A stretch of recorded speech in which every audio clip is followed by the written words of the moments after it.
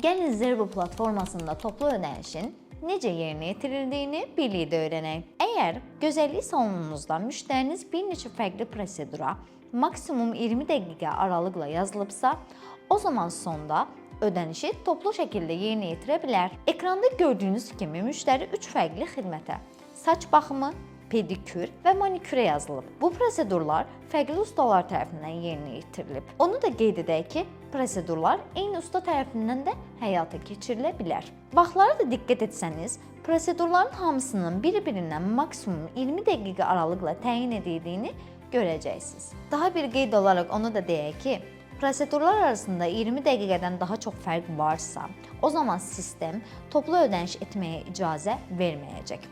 Hətta bir prosedur arası məsafə 20, digəri isə 30 dəqiqə aralıqdadırsa, bu da toplu ödəniş üçün uyğun sayılmayacaqdır. Beləcə baxım prosesi tamamlandıqdan sonra müştəri ödəniş etmək istədiyi zaman siz rezervasiyalardan birinin üzərinə klikləyərək açılan pəncərədə ən aşağı hissədən ödəniş üsullarından birini seçim edəcəksiniz. Müştərinin istəyinə uyğun olaraq nəqd, kartla və ya bölünmüş ödəniş seçimlərindən biri ilə 3 proseduru toplu şəkildə bir dəfəyə ödəyə bilərsiniz.